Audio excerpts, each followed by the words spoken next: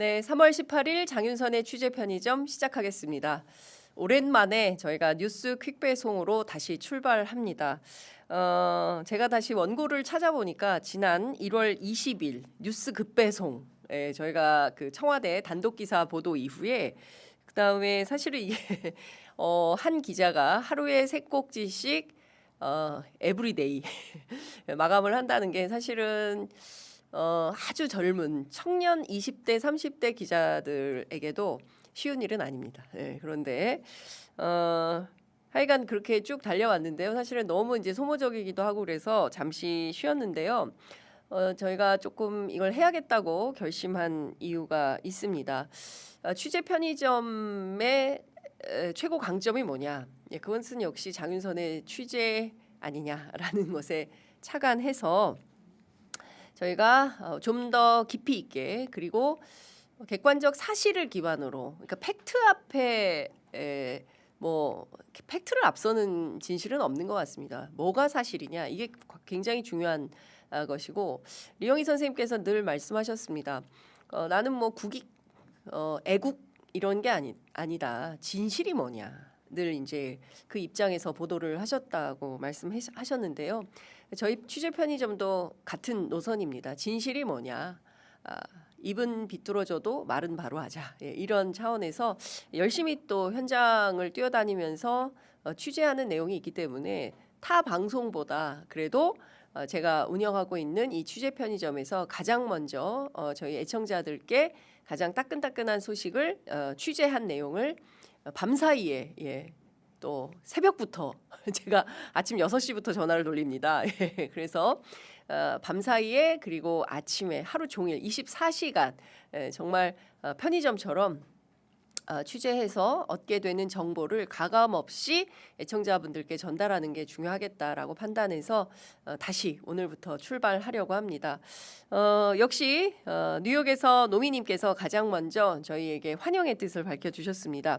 취재 편의점 안녕하세요. 오늘 오랜만에 뉴스 퀵배송으로 시작하고 좋아라 하는 3기자님들 시간으로 마무리되나 봅니다. 완전 기대됩니다 하셨습니다. 네, 밤낮으로 취재하느라 고생 많으십니다. 항상 원합니다. 저희가 뉴욕에서 이런 응원 메시지가 오면 정말 가슴이 뜁니다. 정말 기자들은 뉴스를 만나면 심장이 벌렁벌렁 하거든요. 잠이 안 옵니다. 이거 빨리 써야지. 그런데 이런 애청자분들을 만나면 저희하고 정말 한 배를 탄 동지, 이런 느낌이 들어서 너무나 반갑습니다. 자, 제가 얼마 전에 자유우파 유명한 변호사 한 분하고 통화를 했습니다. 정말 재밌는 말을 하더군요. 요즘 좌파 좀 어떻습니까? 자유우파는 무척 힘듭니다. 왜 힘들어요? 장동혁 인기가 너무 없어가지고 우리 너무 힘든다. 그런 얘기를 하는 거예요. 큰일이다. 칭찬을 해도 잘 안 본대요. 칭찬 열심히 해도 조회수 3만? 뭐 이 정도 나오고요. 욕을 하면 문을 쾅 닫아버리는 그런 구조다 이렇게 얘기를 하더라고요. 그러면서 좌파 시장 어떻습니까? 그래서 저희는 좌파 아니고 민주진보 대한언론이다라고 했더니 막 웃던데, 결론은 정치 비수기다. 그러면서 하는 얘기는 지금 정치판을 뒤흔드는 대스타가 없다. 정치 뉴스가 뭐 좀 재미없는 계절이 돌아온 거 아니냐. 뭐 이런 얘기를 하던데, 애청자 여러분들께서도 그렇게 느끼십니까? 실제 내란 속의 윤석열 그리고 국정농단 김건희 사건 아직 끝나지가 않았습니다. 어제도 JTBC 단독 보도로 2차 종합특검의 수많은 사실 보도들이 쏟아지고 있는데요. 여전히 내란은 끝나지 않았고 지난 12.3 비상계엄 윤석열 내란의 기획자가 누구인지 이것을 우리가 여전히 밝히지 못하고 있다. 그렇다면 언론은 촉수를 더 곧게 세우고 마각의 배후를 정확하게 밝혀내는 것이 우리의 사명이자 목표가 아닌가라는 생각이 좀 듭니다. 2차 특검 취재해보면요, 요새 너무 힘들다라는 얘기가 나옵니다. 그렇지만 사명감을 가지고 열심히 하고 있다. 기록만 4만 페이지가 넘는데요. 그래서 어떻게든 최대한 빠르게 읽고 그리고 많은 대한 매체들이 보도할 수 있도록 좀 판을 열어보겠다라고 합니다. 애청자 여러분들께서 끊임없는 애정과 관심, 격려 듬뿍 주셔야 힘을 내서 지금까지 밝히지 못한 그런 사실들을 여과 없이 다 드러낼 수 있지 않을까 싶습니다. 취재 편의점 언제나 그랬던 것처럼 팩트의 힘을 믿습니다. 사실의 힘을 믿고 다시 취재로 그리고 현장의 목소리를 열렬히 전달하는 그런 매체가 되겠습니다. 오늘 준비한 소식 우선 영상으로 만나보시겠습니다.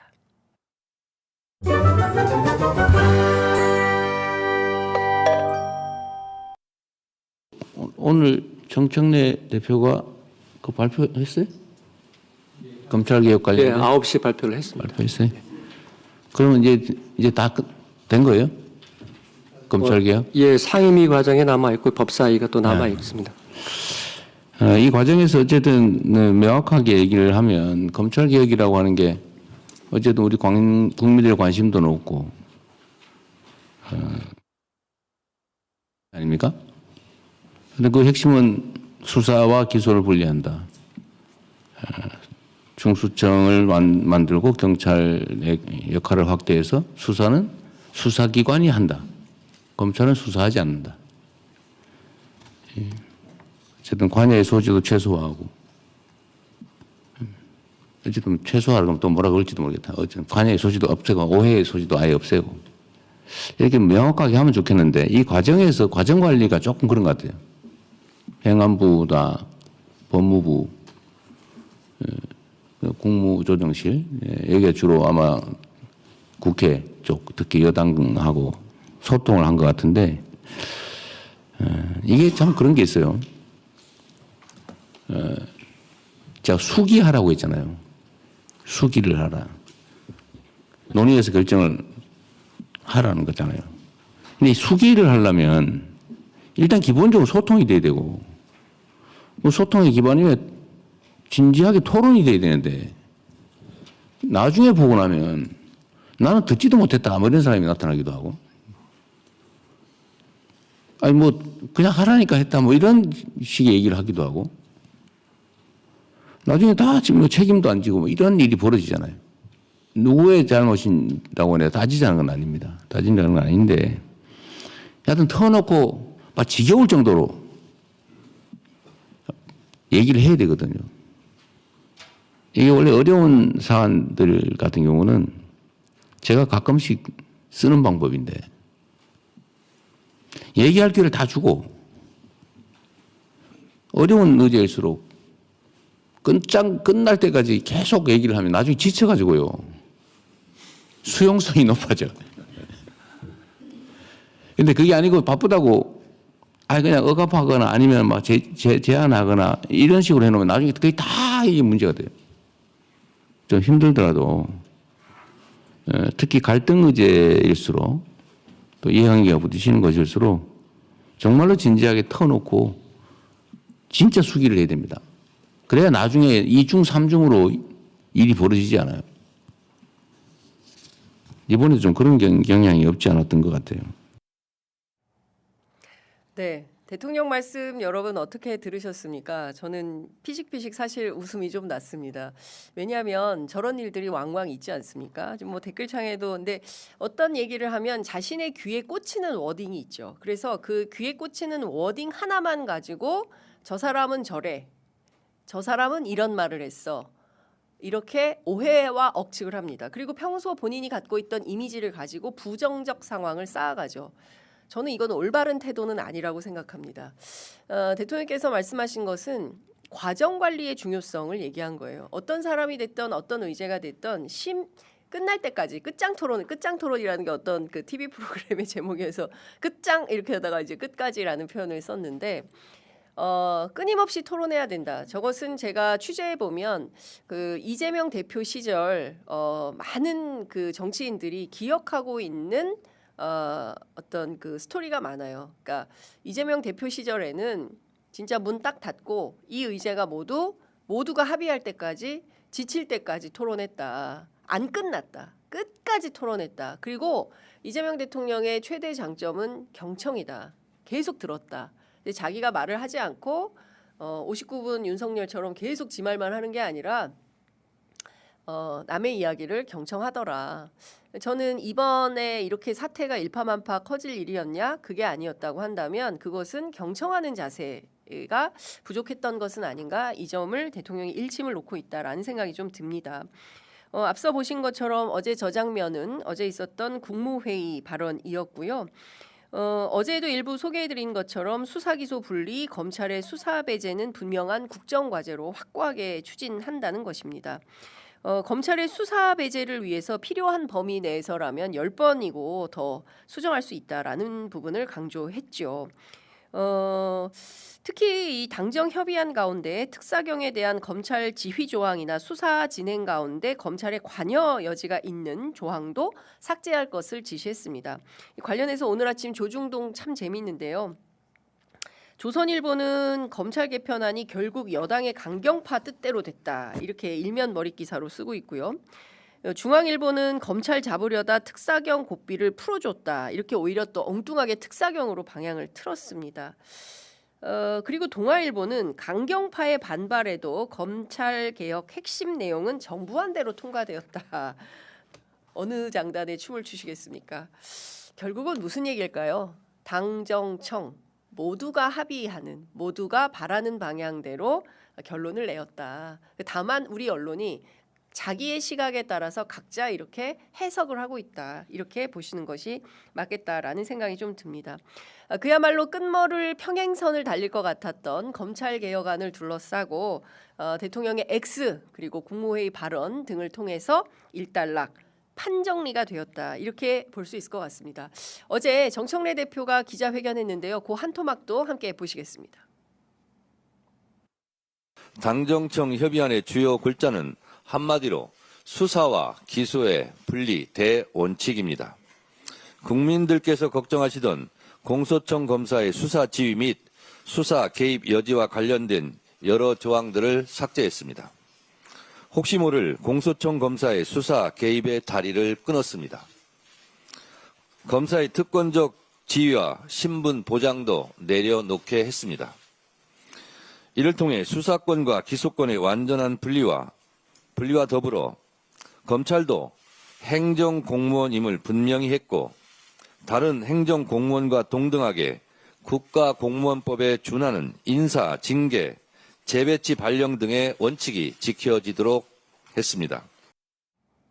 네, 저렇게 딱 결정안이 나올 때까지 얼마나 많은 토론이 있었을까요?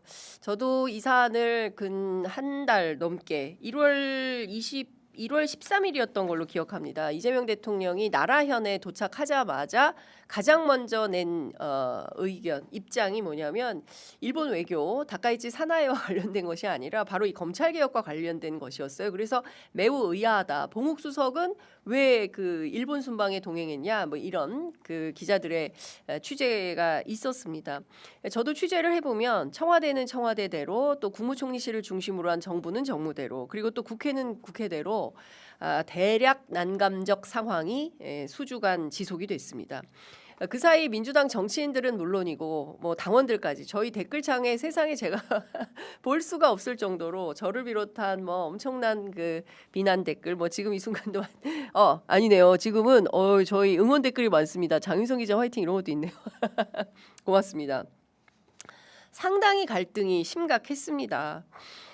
그렇지만 제가 취재할 때마다 청와대 고위 관계자는 조만간 정리가 된다, 당은 당대로, 정은 정대로, 또 청와대는 청와대대로 각각 양보할 수 있는 마지노선을 제시하고 현재 치열하게 논쟁하되 결론은 모두가 합의할 수 있는 최종안이 반드시 마련될 것이다, 이렇게 전망을 했습니다. 너무 걱정하지 마세요, 장 기자님.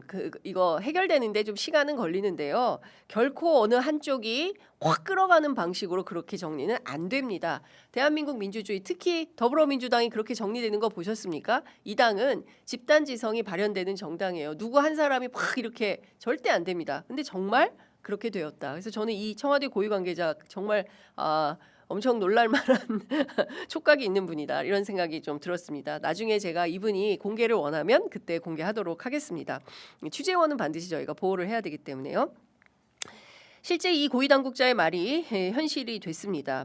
과정은 매우 복잡했고 어렵고 난감한 일도 있었지만 결론은 이렇게 도출될 수 있었던 것은 결국 수구의 민주주의라는 소중한 토대가 더불어민주당 안에 있었기 때문이 아닌가, 이렇게 저는 정당 출입 또 정치부 기자 오래 한 기자로서 이런 평가를 해보겠습니다. 앞서 말씀드린 대로 지난 1월 13일 올해 들어서 첫 번째 해외 순방 중 이재명 대통령 일본 나라현 방문해서 이 얘기 했었습니다. 검찰개혁 및 보안수사권과 관련해서 당에서 충분히 논의하고 수기가 이루어져야 하고 정부는 그 의견을 수렴하라라고 지시한 것이었죠. 여전히 보안수사권 문제 남아 있습니다. 제가 오늘 아침에도 또 취재를 해보니까 특히 이제 중앙일보 또 경향신문도 이 특사경 문제를 세게 걱정하고 있습니다.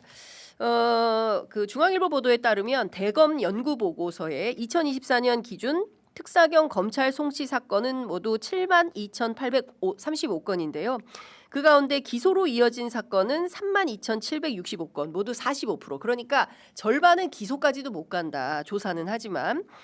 그리고 특사경의 48%가 수사 경력 1년 미만이고 일반 행정공무원으로서 순한직이기 때문에 2년 이상 장기 근속하는 근무자도 35.4%밖에 안 된다.